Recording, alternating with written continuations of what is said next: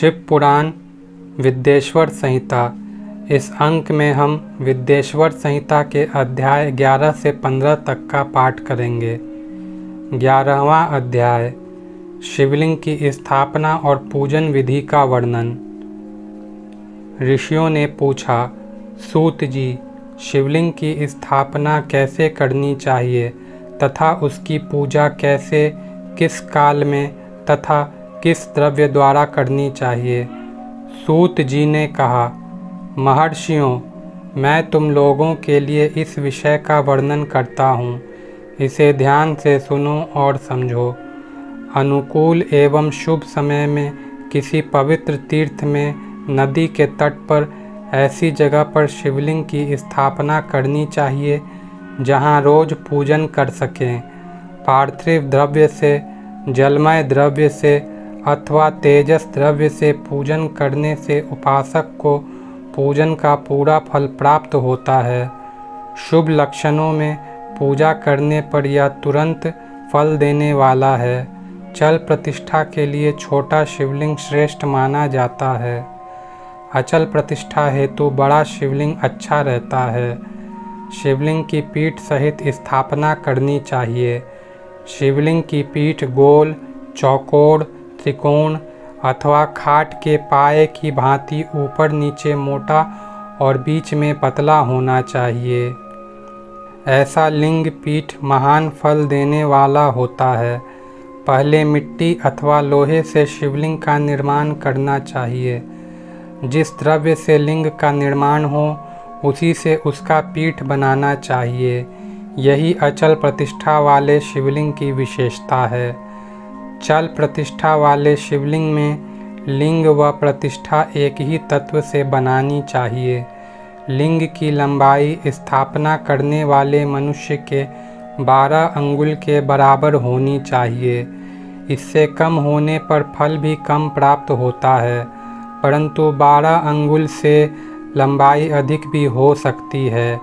चल लिंग में लंबाई स्थापना करने वाले के 1 अंगुल के बराबर होनी चाहिए, उससे कम नहीं। यजमान को चाहिए कि पहले वह शिल्प शास्त्र के अनुसार देवालय बनवाए तथा उसमें सभी देवगणों की मूर्ति स्थापित करे। देवालय का गर्भगृह सुंदर, सुदृढ़ और स्वच्छ होना चाहिए। उसमें पूर्व और पश्चिम में 2 मुख्य द्वार हों। जहाँ शिवलिंग की स्थापना करनी हो उस स्थान के गर्त में नीलम, लाल वैदुर्य, श्याम, मरकत, मोती, मूंगा, गोमेद और हीरा, इन 9 रत्नों को वैदिक मंत्रों के साथ छोड़ें। 5 वैदिक मंत्रों द्वारा 5 स्थानों से पूजन करके अग्नि में आहुति दें और परिवार सहित मेरी पूजा करके आचार्य को धन से तथा भाई बंधुओं को मनचाही वस्तु से संतुष्ट करें। याचकों को सुवर्ण, गृह एवं भू संपत्ति तथा गाय आदि प्रदान करें। स्थावर जंगम सभी जीवों को यत्न पूर्वक संतुष्ट कर एक गड्ढे में सुवर्ण तथा 9 प्रकार के रत्न भरकर वैदिक मंत्रों का उच्चारण करके परम कल्याणकारी महादेव जी का ध्यान करें।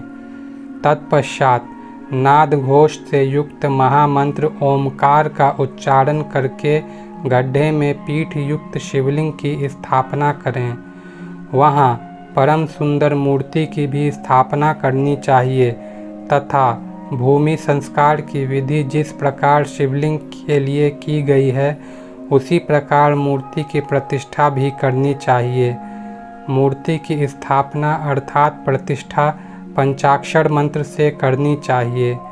मूर्ति को बाहर से भी लिया जा सकता है, परंतु वह साधु पुरुषों द्वारा पूजित हो। इस प्रकार शिवलिंग व मूर्ति द्वारा की गई महादेव जी की पूजा शिवपद प्रदान करने वाली है। स्थावर और जंगम से लिंग भी 2 तरह का हो गया है। वृक्ष लता आदि को स्थावर लिंग कहते हैं और कृमि कीट आदि को जंगम लिंग। स्थावर लिंग को सींचना चाहिए तथा जंगम लिंग को आहार एवं जल देकर तृप्त करना चाहिए।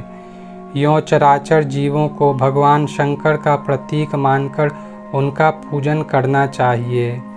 इस तरह महालिंग की स्थापना करके विविध उपचारों द्वारा उसका रोज पूजन करें तथा देवालय के पास ध्वजारोहण करें। शिवलिंग साक्षात शिव का पद प्रदान करने वाला है। आवाहन, आसन, अर्घ्य, पाद्य, पाद्यांग, आचमन, स्नान, वस्त्र, यज्ञोपवीत, गंध, पुष्प, धूप, दीप, नैवेद्य, तांबुल, समर्पण, नीराजन, नमस्कार और विसर्जन यह 16 उपचार हैं। इनके द्वारा पूजन करें। इस तरह किया गया भगवान शिव का पूजन शिव पद की प्राप्ति कराने वाला है। सभी शिवलिंगों की स्थापना के उपरांत, चाहे वे मनुष्य द्वारा स्थापित, ऋषियों या देवताओं द्वारा अथवा अपने आप प्रकट हुए हों, सभी का उपयुक्त विधि से पूजन करना चाहिए, तभी फल प्राप्त होता है। उसकी परिक्रमा और नमस्कार करने से शिवपद की प्राप्ति होती है। शिवलिंग का नियम पूर्वक दर्शन भी कल्याणकारी होता है।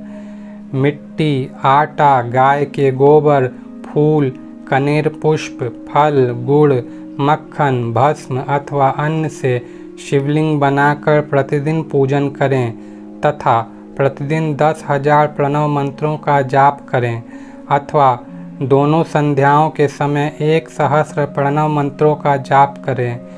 इससे भी शिव पद की प्राप्ति होती है। जप काल में प्रणव मंत्र का उच्चारण मन की शुद्धि करता है। नाद और बिंदु से युक्त ओमकार को कुछ विद्वान समान प्रणव कहते हैं। प्रतिदिन 10,000 पंचाक्षर मंत्र का जाप अथवा दोनों संध्याओं को 1,000 मंत्र का जाप शिव पद की प्राप्ति कराने वाला है। सभी ब्राह्मणों के लिए प्रणव से युक्त पंचाक्षर मंत्र अति फलदायक हैं। कलश से किया स्नान, मंत्र की दीक्षा, मातृकाओं का न्यास, सत्य से पवित्र अंतःकरण, ब्राह्मण तथा ज्ञानी गुरु सभी को उत्तम माना गया है। पंचाक्षर मंत्र का 5 करोड़ जाप करने से मनुष्य भगवान शिव के समान हो जाता है। 1, 2, 3 अथवा 4 करोड़ जाप करके मनुष्य क्रमशः ब्रह्मा, विष्णु, रुद्र तथा महेश्वर का पद प्राप्त कर लेता है। यदि 1000 दिनों तक प्रतिदिन 1,000 जाप पंचाक्षर मंत्रों का किया जाए और प्रतिदिन ब्राह्मण को भोजन कराया जाए तो इससे अभिष्ट कार्य की सिद्धि होती है।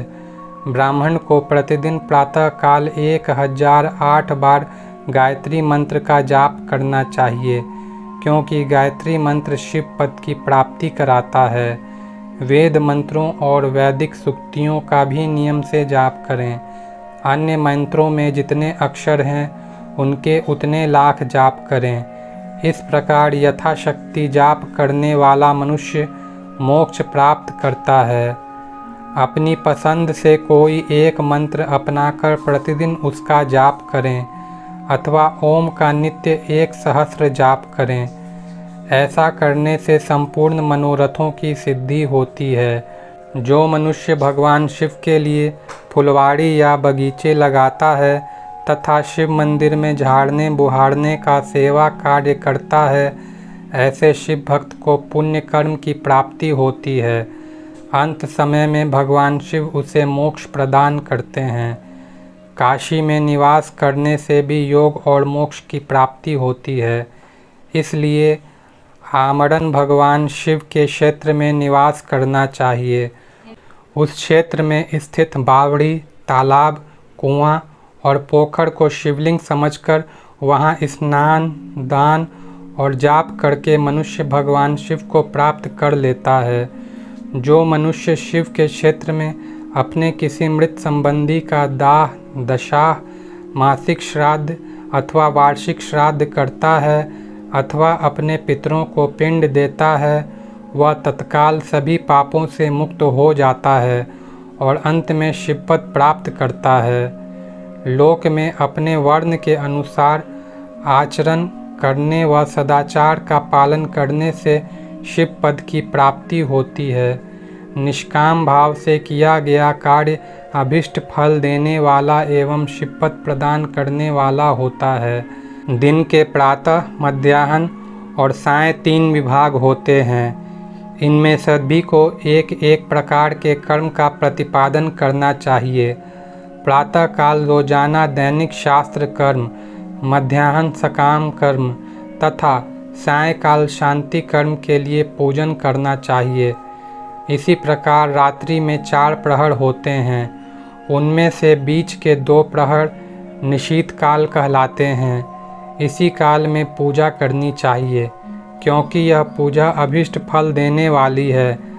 कलयुग में कर्म द्वारा ही फल की सिद्धि होगी। इस प्रकार विधि पूर्वक और समयानुसार भगवान शिव का पूजन करने वाले मनुष्य को अपने कर्मों का पूरा फल मिलता है। ऋषियों ने कहा, सूत जी, ऐसे पुण्य क्षेत्र कौन कौन से हैं जिनका आश्रय लेकर सभी स्त्री पुरुष शिवपद को प्राप्त कर लें? कृपया कर हमें बताइए। विद्येश्वर संहिता 12वां अध्याय। मोक्षदायक पुण्य क्षेत्रों का वर्णन। सूत जी बोले, हे विद्वान और बुद्धिमान महर्षियों, मैं मोक्ष देने वाले शिव क्षेत्रों का वर्णन कर रहा हूँ। पर्वत, वन और काननों सहित इस पृथ्वी का विस्तार 50 करोड़ योजन है। भगवान शिव की इच्छा से पृथ्वी ने सभी को धारण किया है। भगवान शिव ने भूतल पर विभिन्न स्थानों पर वहाँ के प्राणियों को मोक्ष देने के लिए शिव क्षेत्र का निर्माण किया है। कुछ क्षेत्रों को देवताओं और ऋषियों ने अपना निवास स्थान बनाया है, इसलिए उसमें तीर्थत्व प्रकट हो गया है। बहुत से तीर्थ ऐसे हैं जो स्वयं प्रकट हुए हैं। तीर्थ क्षेत्र में जाने पर मनुष्य को सदा स्नान, दान और जाप करना चाहिए, अन्यथा मनुष्य रोग, गरीबी तथा मुक्ता आदि रोगों का भागी हो जाता है। जो मनुष्य अपने देश में मृत्यु को प्राप्त होता है वह इस पुण्य के फल से दोबारा मनुष्य की योनि प्राप्त करता है, परंतु पापी मनुष्य दुर्गति को ही प्राप्त करता है। हे ब्राह्मणों, पुण्य क्षेत्र में किया गया पाप कर्म अधिक दृढ़ हो जाता है। अतः पुण्य क्षेत्र में निवास करते समय पाप कर्म करने से बचना चाहिए। सिंधु और सतलुज नदी के तट पर बहुत से पुण्य क्षेत्र हैं। सरस्वती नदी परम पवित्र और 60 मुख वाली है, अर्थात उसकी 60 धाराएं हैं। इन धाराओं के तट पर निवास करने से परम पद की प्राप्ति होती है। हिमालय से निकली हुई पुण्य सलीला गंगा 100 मुख वाली नदी है। इसके तट पर काशी, प्रयाग आदि पुण्य क्षेत्र हैं। मकर राशि में सूर्य होने पर गंगा की तटभूमि अधिक प्रशस्त एवं पुण्यदायक हो जाती है। सोनभद्र नदी की 10 धाराएं हैं। बृहस्पति के मकर राशि में आने पर यह अत्यंत पवित्र तथा अभीष्ट फल देने वाली है। इस समय यहाँ स्नान और उपवास करने से विनायक पद की प्राप्ति होती है। पुण्य सलीला महानदी नर्मदा के 24 मुख हैं। इसमें स्नान करके तट पर निवास करने से मनुष्य को वैष्णव पद की प्राप्ति होती है। तमसा के 12 तथा रेवा के 10 मुख हैं। परम पुण्यमयी गोदावरी के 21 मुख हैं। यह ब्रह्म हत्या तथा गोवध पाप का नाश करने वाली एवं रुद्रलोक देने वाली है। कृष्णवेणी नदी समस्त पापों का नाश करने वाली है। इसके 18 मुख हैं तथा यह विष्णु लोक प्रदान करने वाली है। तुंगभद्रा 10 मुखी है एवं ब्रह्मलोक देने वाली है। सुवर्ण मुखरी के 9 मुख हैं।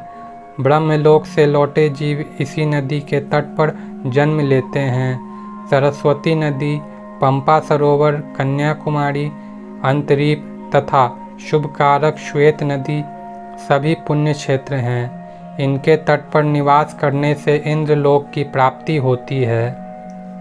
महानदी कावेरी परम पुण्यमयी है। इसके 27 मुख हैं। यह संपूर्ण अभिष्ट वस्तुओं को देने वाली है। इसके तट ब्रह्मा विष्णु को फल देने वाले हैं। कावेरी के जो तट शैव क्षेत्र के अंतर्गत हैं वे अभिष्ट फल तथा शिवलोक प्रदान करने वाले हैं। नैमिषारण्य तथा बद्रिकाश्रम में सूर्य और बृहस्पति के मेष राशि में आने पर स्नान और पूजन करने से ब्रह्मलोक की प्राप्ति होती है। सिंह और कर्क राशि में सूर्य की संक्रांति होने पर सिंधु नदी में किया स्नान तथा केदार तीर्थ के जल का पान एवं स्नान ज्ञानदायक माना जाता है। बृहस्पति के सिंह राशि में स्थित होने पर भाद्र मास में गोदावरी के जल में स्नान करने से शिवलोक की प्राप्ति होती है। ऐसा स्वयं भगवान शिव ने कहा था। सूर्य और बृहस्पति के कन्या राशि में स्थित होने पर यमुना और सोनभद्र में स्नान से धर्मराज और गणेश लोक में महान भोग की प्राप्ति होती है। ऐसी महर्षियों की मान्यता है। सूर्य और बृहस्पति के तुला राशि में होने पर कावेरी नदी में स्नान करने से भगवान विष्णु के वचन की महिमा से अभिष्ट फल की प्राप्ति होती है। मार्गशीर्ष माह में सूर्य और बृहस्पति के वृश्चिक राशि में आने पर नर्मदा में स्नान करने से विष्णु पद की प्राप्ति होती है। सूर्य और बृहस्पति के धनु राशि में होने पर सुवर्णमुखी नदी में किया स्नान शिवलोक प्रदान करने वाला है। मकर राशि में सूर्य और बृहस्पति के माघ मास में होने पर गंगा जी में किया गया स्नान शिवलोक प्रदान कराने वाला है। शिवलोक के पश्चात ब्रह्मा और विष्णु के स्थानों में सुख भोग कर अंत में मनुष्य को ज्ञान की प्राप्ति होती है। माघ मास में सूर्य के कुंभ राशि में होने पर फागुन मास में गंगा तट पर किया श्राद्ध, पिंडदान अथवा तिलोदक दान पिता और नाना दोनों कुलों के पितरों की अनेकों पीढ़ियों का उद्धार करने वाला है। गंगा व कावेरी नदी का आश्रय लेकर तीर्थवास करने से पाप का नाश हो जाता है। ताम्रपर्णी और वेगवती नदियाँ ब्रह्मलोक की प्राप्ति रूप फल देने वाली हैं। इनके तट पर स्वर्गदायक क्षेत्र हैं। इन नदियों के मध्य में बहुत से पुण्य क्षेत्र हैं। यहाँ निवास करने वाला मनुष्य अभीष्ट फल का भागी होता है। सदाचार, उत्तम वृत्ति तथा सद्भावना के साथ मन में दया भाव रखते हुए विद्वान पुरुष को तीर्थ में निवास करना चाहिए, अन्यथा उसे फल नहीं मिलता। पुण्य क्षेत्र में जीवन बिताने का निश्चय करने पर तथा वास करने पर पहले का सारा पाप तत्काल नष्ट हो जाएगा, क्योंकि पुण्य को ऐश्वर्यदायक कहा जाता है। हे ब्राह्मणों, तीर्थ में वास करने पर उत्पन्न पुण्य कायिक, वाचिक और मानसिक सभी पापों का नाश कर देता है। तीर्थ में किया मानसिक पाप कई कल्पों तक पीछा नहीं छोड़ता। यह केवल ध्यान से ही नष्ट होता है। वाचिक पाप जाप से तथा कायिक पाप शरीर को सुखाने जैसे कठोर तप से नष्ट होता है। अतः सुख चाहने वाले पुरुष को देवताओं की पूजा करते हुए और ब्राह्मणों को दान देते हुए पाप से बचकर ही तीर्थ में निवास करना चाहिए। विद्येश्वर संहिता 13वां अध्याय। सदाचार, संध्या वंदन, प्रणव, गायत्री जाप एवं अग्निहोत्र की विधि तथा महिमा। ऋषियों ने कहा, सूत जी, आप हमें वह सदाचार सुनाइए जिससे विद्वान पुरुष पुण्य लोकों पर विजय प्राप्त पाता है। स्वर्ग प्रदान करने वाले धर्ममय तथा नरक का कष्ट देने वाले अधर्ममय आचारों का वर्णन कीजिए। सूत जी बोले, सदाचार का पालन करने वाला मनुष्य ही ब्राह्मण कहलाने का अधिकारी है।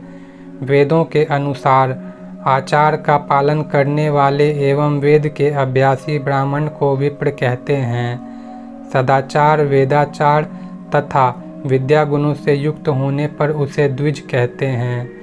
वेदों का कम आचार तथा कम अध्ययन करने वाले एवं राजा के पुरोहित अथवा सेवक ब्राह्मण को क्षत्रिय ब्राह्मण कहते हैं। जो ब्राह्मण कृषि या वाणिज्य कर्म करने वाला है तथा ब्राह्मणोचित आचार का भी पालन करता है, वह वैश्य ब्राह्मण है तथा स्वयं खेत जोतने वाला शूद्र ब्राह्मण कहलाता है।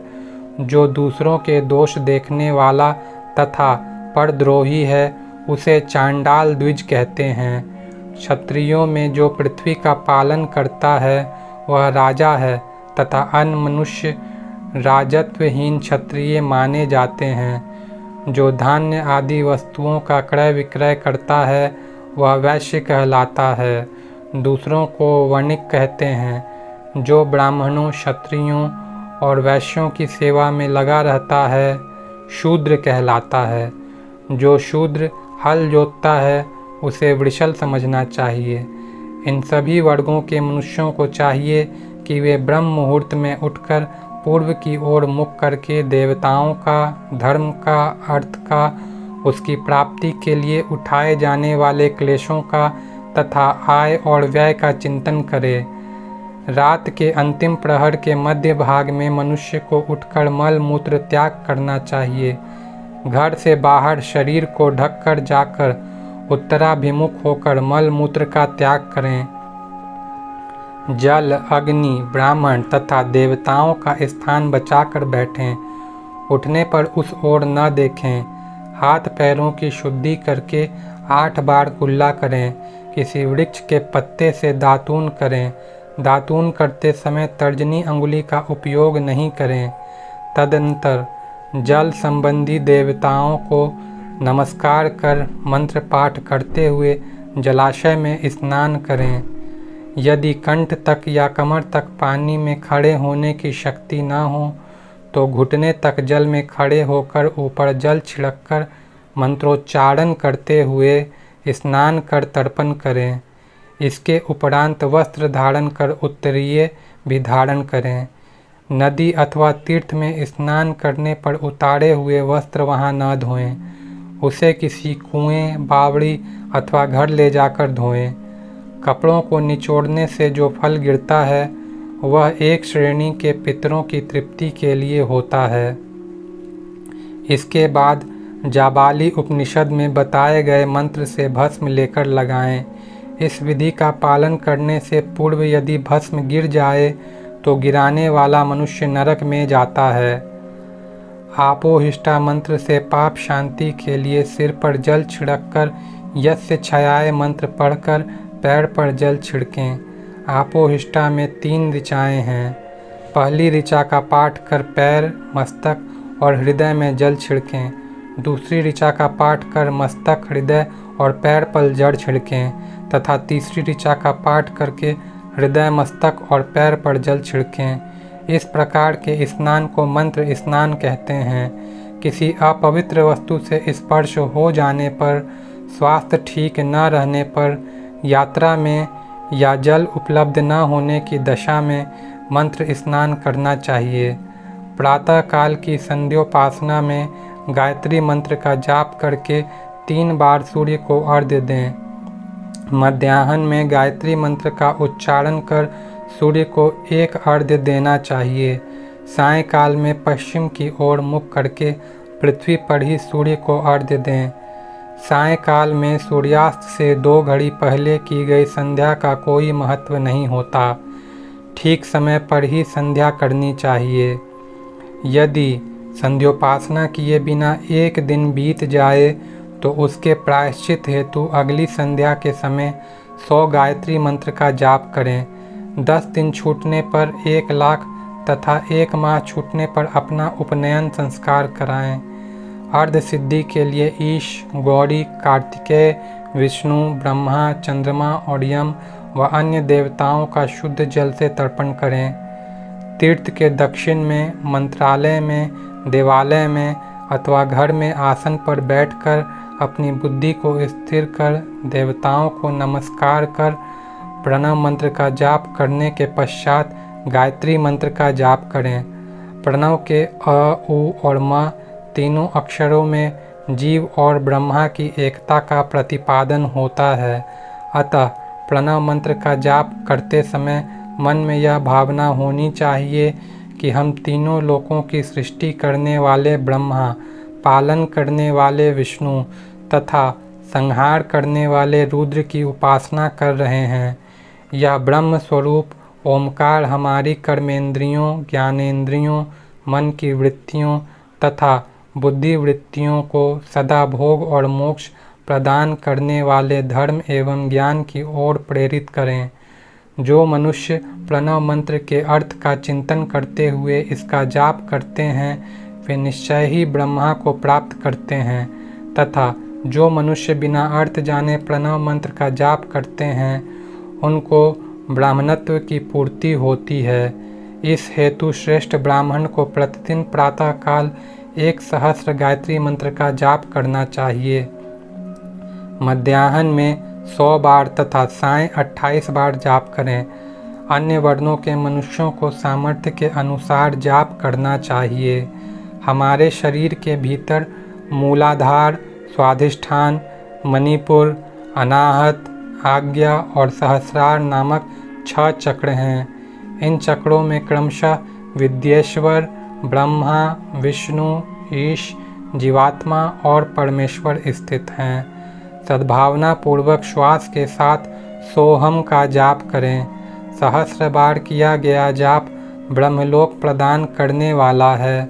100 बार किए जाप से इंद्र पद की प्राप्ति होती है। आत्मरक्षा के लिए जो मनुष्य अल्प मात्रा में इसका जाप करता है वह ब्राह्मण कुल में जन्म लेता है। 12 लाख गायत्री का जाप करने वाला मनुष्य ब्राह्मण कहा जाता है। जिस ब्राह्मण ने 1 लाख गायत्री का भी जप न किया हो उसे वैदिक कार्यों में न लगाएं। यदि एक दिन उल्लंघन हो जाए तो अगले दिन उसके बदले में उतने अधिक मंत्रों का जाप करना चाहिए। ऐसा करने से दोषों की शांति होती है, धर्म से अर्थ की प्राप्ति होती है, अर्थ से भोग सुलभ होता है, भोग से वैराग्य की संभावना होती है, धर्म पूर्वक उपार्जित धन से भोग प्राप्त होता है, उससे भोगों के प्रति आसक्ति उत्पन्न होती है। मनुष्य धर्म से धन पाता है एवं तपस्याओं से दिव्य रूप प्राप्त करता है। कामनाओं का त्याग करने से अंतःकरण की शुद्धि होती है, उस शुद्धि से ज्ञान का उदय होता है। सतयुग में तप को तथा कलयुग में दान को धर्म का अच्छा साधन माना गया है। सतयुग में ध्यान से, त्रेता में तपस्या से और द्वापर में यज्ञ करने से ज्ञान की सिद्धि होती है, परंतु कलयुग में प्रतिमा की पूजा से ज्ञान लाभ होता है। अधर्म हिंसात्मक और दुख देने वाला है। धर्म से सुख व अभ्युदय की प्राप्ति होती है। दुराचार से दुख तथा सदाचार से सुख मिलता है। अतः भोग और मोक्ष की सिद्धि के लिए धर्म का उपार्जन करना चाहिए। किसी ब्राह्मण को 100 वर्ष के जीवन निर्वाह की सामग्री देने पर ही ब्रह्मलोक की प्राप्ति होती है। 1 सहस्र चंद्रायन व्रत का अनुष्ठान ब्रह्मलोकदायक माना जाता है। दान देने वाला पुरुष जिस देवता को सामने रखकर दान करता है, अर्थात जिस देवता को वह दान द्वारा प्रसन्न करना चाहता है, उसी देवता का लोक उसे प्राप्त होता है। धनहीन पुरुष तपस्या कर अक्षय सुख को प्राप्त कर सकते हैं। ब्राह्मण को दान ग्रहण कर तथा यज्ञ करके धन का अर्जन करना चाहिए। क्षत्रिय बाहुबल से तथा वैश्य कृषि एवं गोरक्षा से धन का उपार्जन करें। इस प्रकार न्याय से उपार्जित धन को दान करने से दाता को ज्ञान की सिद्धि प्राप्त होती है एवं ज्ञान से ही मोक्ष की प्राप्ति सुलभ होती है। गृहस्थ मनुष्य को धन धान्य आदि सभी वस्तुओं का दान करना चाहिए। जिसके अन्न को खाकर मनुष्य कथा श्रवण तथा सद्कर्म का पालन करता है तो उसका आधा फल दाता को मिलता है। दान देने वाले मनुष्य को दान में प्राप्त वस्तु का दान तथा तपस्या द्वारा पाप की शुद्धि करनी चाहिए। उसे अपने धन के 3 भाग करने चाहिए, एक धर्म के लिए, दूसरा वृद्धि के लिए एवं तीसरा उपभोग के लिए। धर्म के लिए रखे धन से नित्य नैमित्तिक और इच्छित कार्य करें। वृद्धि के लिए रखे धन से ऐसा व्यापार करें जिससे धन की प्राप्ति हो तथा उपभोग के धन से पवित्र भोग भोगें। खेती से प्राप्त धन का 10वां भाग दान कर दें, इससे पाप की शुद्धि होती है। वृद्धि के लिए किए गए व्यापार से प्राप्त धन का 6ठा भाग दान देना चाहिए। विद्वान को चाहिए कि वह दूसरों के दोषों का बखान न करे। ब्राह्मण भी दोषवश दूसरों के सुने या देखे हुए छिद्र को कभी प्रकट ना करें। विद्वान पुरुष ऐसी बात न कहें जो समस्त प्राणियों के हृदय में रोष पैदा करने वाली हो। दोनों संध्याओं के समय अग्नि को विधि पूर्वक दी हुई आहुति से संतुष्ट करें। चावल, धान्य, घी, फल, कंद तथा हाविष्य के द्वारा स्थाली पाक बनाएं तथा यथोचित रीति से सूर्य और अग्नि को अर्पित करें। यदि दोनों समय अग्निहोत्र करने में असमर्थ हो तो संध्या के समय जाप और सूर्य की वंदना कर लें। आत्मज्ञान की इच्छा रखने वाले तथा धनी पुरुषों को इसी प्रकार उपासना करनी चाहिए। जो मनुष्य सदा ब्रह्म यज्ञ करते हैं, देवताओं की पूजा, अग्नि पूजा और गुरु पूजा प्रतिदिन करते हैं तथा ब्राह्मणों को भोजन तथा दक्षिणा देते हैं, वे स्वर्गलोक के भागी होते हैं। विद्येश्वर संहिता 14वां अध्याय। अग्नि यज्ञ, देव यज्ञ और ब्रह्म यज्ञ का वर्णन। ऋषियों ने कहा, प्रभो, अग्नि यज्ञ, देव यज्ञ और ब्रह्म यज्ञ का वर्णन करके हमें कृतार्थ करें। सूत जी बोले, महर्षियों, गृहस्थ पुरुषों के लिए प्रातः और सायंकाल अग्नि में 2 चावल और द्रव्य की आहुति ही अग्नि यज्ञ है। ब्रह्मचारियों के लिए समिधा का देना ही अग्नि यज्ञ है, अर्थात अग्नि में सामग्री ही आहुति देना उनके लिए अग्नि यज्ञ है। द्विजों का जब तक विवाह न हो जाए उनके लिए अग्नि में समिधा की आहुति, व्रत तथा जाप करना ही अग्नि यज्ञ है। द्विजों, जिसने अग्नि को विसर्जित कर उसे अपनी आत्मा में स्थापित कर लिया है, ऐसे वानप्रस्थियों और सन्यासियों के लिए यही अग्नि यज्ञ है कि वे समय पर हितकर और पवित्र अन्न का भोजन कर लें।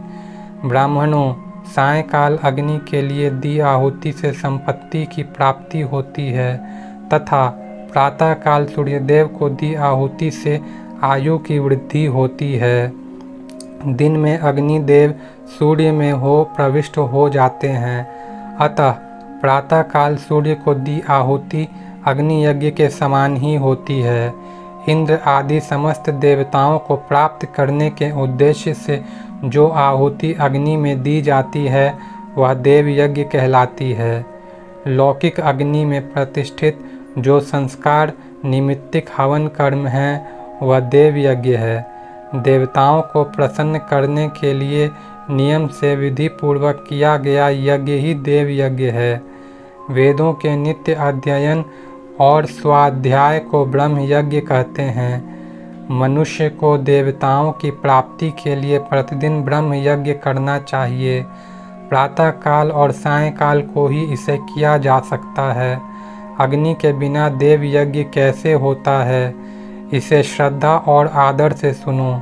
सृष्टि के आरंभ में सर्वज्ञ और सर्वसमर्थ महादेव शिवजी ने समस्त लोगों के उपकार के लिए वारों की कल्पना की।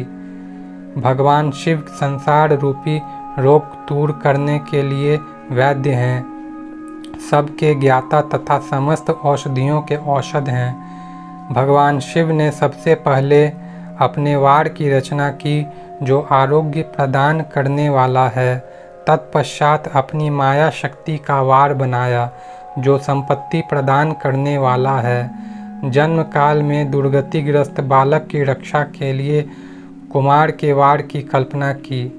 आलस्य और पाप की निवृत्ति तथा समस्त लोगों का हित करने की इच्छा से लोक रक्षक भगवान विष्णु का वार बनाया।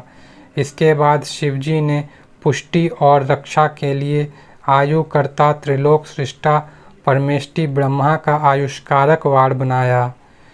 तीनों लोकों की वृद्धि के लिए पहले पुण्य पाप की रचना होने पर लोगों को शुभाशुभ फल देने वाले इंद्र और यम के वारों का निर्माण किया। ये वार भोग देने वाले तथा मृत्यु भय को दूर करने वाले हैं। इसके उपरांत भगवान शिव ने 7 ग्रहों को इन 7 वारों का स्वामी निश्चित किया। ये सभी ग्रह नक्षत्र ज्योतिर्मय मंडल में प्रतिष्ठित हैं। शिव के वार के स्वामी सूर्य हैं। शक्ति संबंधी वार के स्वामी सोम, कुमार संबंधी वार के अधिपति मंगल, विष्णु वार के स्वामी बुध, ब्रह्मा जी के वार के स्वामी बृहस्पति, इंद्र वार के स्वामी शुक्र व यम वार के स्वामी शनि हैं। अपने अपने वार में की गई देवताओं की पूजा उनके फलों को देने वाली है। सूर्य आरोग्य और चंद्रमा संपत्ति के दाता हैं। बुध व्याधियों के निवारक तथा बुद्धि प्रदाता हैं।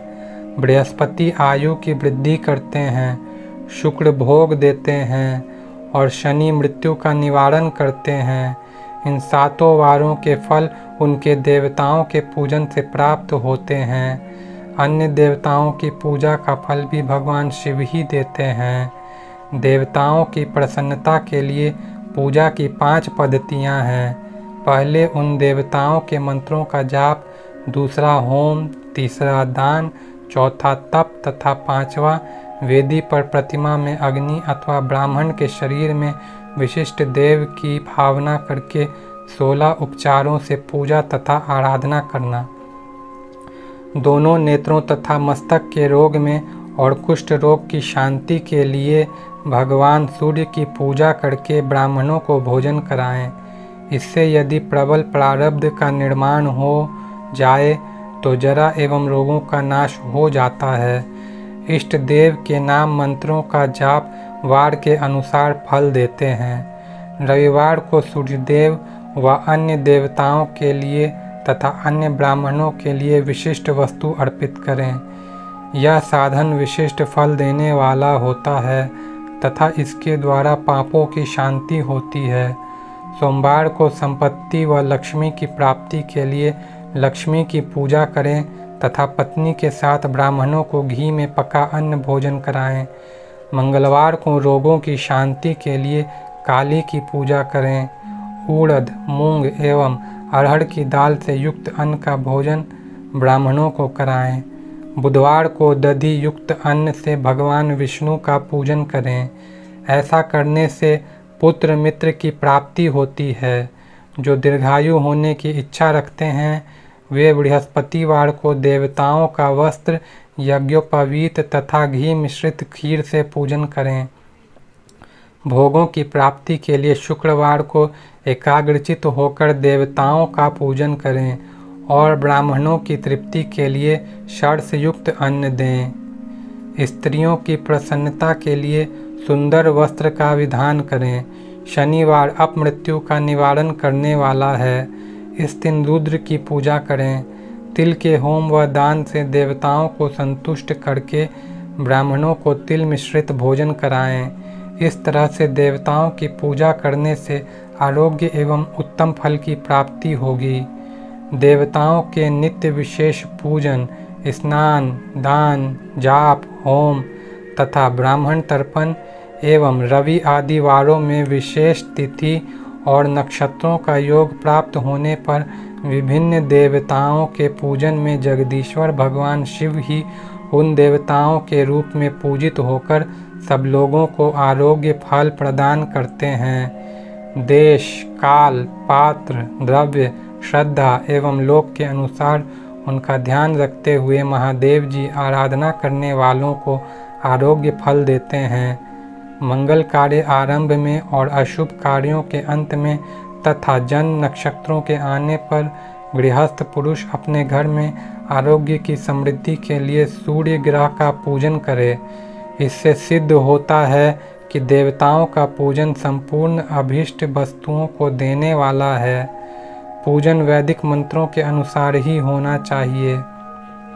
शुभ फल की इच्छा रखने वाले मनुष्यों को 7 दिन अपनी शक्ति के अनुसार देव पूजन करना चाहिए। निर्धन मनुष्य तपस्या व व्रत आदि से तथा धनी धन के द्वारा देवी देवताओं की आराधना करें।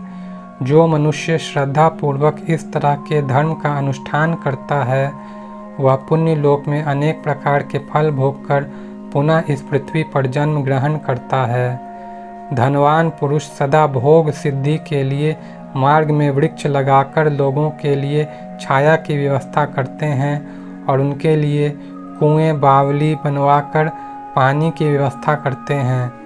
वेद शास्त्रों की प्रतिष्ठा के लिए पाठशाला का निर्माण या अन्य किसी भी प्रकार से धर्म का संग्रह करते हैं और स्वर्गलोक को प्राप्त करते हैं।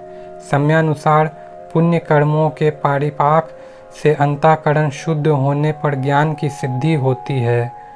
द्विजों, इस अध्याय को जो सुनता, पढ़ता अथवा सुनने की व्यवस्था करता है उसे देव यज्ञ का फल प्राप्त होता है। विद्येश्वर संहिता 15वां अध्याय। देश, काल, पात्र और दान का विचार। ऋषियों ने कहा, समस्त पदार्थों के ज्ञाताओं में श्रेष्ठ सूत जी हमसे देश, काल और दान का वर्णन करें। देश का वर्णन। सूत जी बोले, अपने घर में किया देव यज्ञ शुद्ध गृह के फल को देने वाला है। गौशाला का स्थान घर में किए गए देव यज्ञ से 10 गुना, जबकि जलाशय का तट गौशाला से 10 गुना है। एवं जहाँ तुलसी, बेल और पीपल वृक्ष का मूल हो वह स्थान जलाशय तट से भी 10 गुना महत्व देने वाला है। देवालय उससे भी अधिक महत्व रखता है। देवालय से 10 गुना महत्व रखता है तीर्थ भूमि का तट। उससे भी श्रेष्ठ है नदी का किनारा तथा उसका 10 गुना उत्कृष्ट है तीर्थ नदी का तट। इससे भी अधिक महत्व रखने वाला है सप्त गंगा का तट, जिसमें गंगा, गोदावरी, कावेरी, ताम्रपर्णी, सिंधु, सरयू और रेवा नदियाँ आती हैं। इससे भी 10 गुना अधिक फल समुद्र का तट और उससे भी 10 गुना अधिक फल पर्वत चोटी पर पूजा करने से होता है। और सबसे अधिक महत्व का स्थान वह होता है जहाँ मन रम जाए। काल का वर्णन। सतयुग में यज्ञ, दान आदि से संपूर्ण फलों की प्राप्ति होती है। त्रेता में तिहाई, द्वापर में आधा, कलयुग में इससे भी कम फल प्राप्त होता है, परंतु शुद्ध हृदय से किया गया पूजन फल देने वाला होता है। इससे 10 गुना फल सूर्य संक्रांति के दिन, उससे 10 गुना अधिक फल तुला और मेष की संक्रांति में तथा चंद्र ग्रहण में उससे भी 10 गुना फल मिलता है। सूर्य ग्रहण में उससे भी 10 गुना अधिक फल प्राप्त होता है। महापुरुषों के साथ में वह काल करोड़ों सूर्य ग्रहण के समान पावन है, ऐसा ज्ञानी पुरुष मानते हैं। पात्र का वर्णन। तपोनिष्ठ योगी और ज्ञाननिष्ठ योगी पूजा के पात्र होते हैं, क्योंकि ये पापों के नाश के कारण होते हैं। जिस ब्राह्मण ने 24 लाख गायत्री का जाप कर लिया हो वह भी पूजा का पात्र है। वह संपूर्ण काल और भोग का दाता है। गायत्री के जाप से शुद्ध हुआ ब्राह्मण पवित्र है। इसलिए दान, जाप, होम और पूजा सभी कर्मों के लिए वही शुद्ध पात्र है। स्त्री या पुरुष जो भी भूखा हो वही अन्नदान का पात्र है। जिसे जिस वस्तु की इच्छा हो उसे वह वस्तु बिना मांगे ही दे दी जाए तो दाता को उस दान का पूरा फल प्राप्त होता है। याचना करने के बाद दिया गया दान आधा ही फल देता है। सेवक को दिया दान चौथाई फल देने वाला होता है। दीन ब्राह्मण को दिए गए धन का दानदाता को इस भूतल पर 10 वर्षों तक भोग प्रदान करने वाला है। वेदवेत्ता को दान देने पर वह स्वर्गलोक में देवताओं के वर्ष से 10 वर्षों तक दिव्य भोग देने वाला है। गुरु दक्षिणा में प्राप्त धन शुद्ध द्रव्य कहलाता है। इसका दान संपूर्ण फल देने वाला है। क्षत्रियों का शौर्य से कमाया हुआ, वैश्यों का व्यापार से आया हुआ और शूद्रों का सेवा वृत्ति से प्राप्त किया धन उत्तम द्रव्य है। दान का वर्णन। गौ, भूमि, तिल, सुवर्ण, घी, वस्त्र, धान्य, गुड़, चांदी, नमक, कोड़ा और कन्या नामक 12 वस्तुओं का दान करना चाहिए। गोदान से सभी पापों का निवारण होता है और पुण्य कर्मों की पुष्टि होती है। भूमि का दान परलोक में आश्रय देने वाला होता है। तिल का दान बल देने वाला तथा मृत्यु का निवारक होता है। सुवर्ण का दान वीर्यदायक और घी का दान पुष्टिकारक होता है। वस्त्र का दान आयु की वृद्धि करता है। धान्य का दान करने से अन्न और धन की समृद्धि होती है। गुड़ का दान मधुर भोजन की प्राप्ति कराता है। चांदी के दान से वीर्य की वृद्धि होती है। लवण के दान से शर्ष भोजन की प्राप्ति होती है। कोहड़ा या कुष्मांड के दान को पुष्टिदायक माना जाता है। कन्या का दान आजीवन भोग देने वाला होता है। जिन वस्तुओं से श्रवण आदि इंद्रियों की तृप्ति होती है उनका सदा दान करें। वेद और शास्त्र को गुरुमुख से ग्रहण करके कर्मों का फल अवश्य मिलता है। इसे ही उच्च कोटि की आस्तिकता कहते हैं। भाई बंधु अथवा राजा के भय से जो आस्तिकता होती है वह निम्न श्रेणी की होती है। जिस मनुष्य के पास धन का अभाव है वह वाणी और कर्म द्वारा ही पूजन करे। तीर्थ यात्रा और व्रत को शारीरिक पूजन माना जाता है। तपस्या और दान मनुष्य को सदा करने चाहिए। देवताओं की तृप्ति के लिए जो कुछ दान किया जाता है वह सब प्रकार के भोग प्रदान करने वाला है। इससे इस लोक और परलोक में उत्तम जन्म और सदा सुलभ होने वाला भोग प्राप्त होता है। ईश्वर को सब कुछ समर्पित करने एवं बुद्धि से यज्ञ व दान करने से मोक्ष की प्राप्ति होती है। विद्येश्वर संहिता अध्याय 11 से 15 संपूर्ण। प्रिय श्रोताओं, इस वीडियो को लाइक और शेयर करें और हमारे चैनल को सब्सक्राइब करें। शिव पुराण को जन जन तक पहुंचाने में हमारे भागीदार बनें।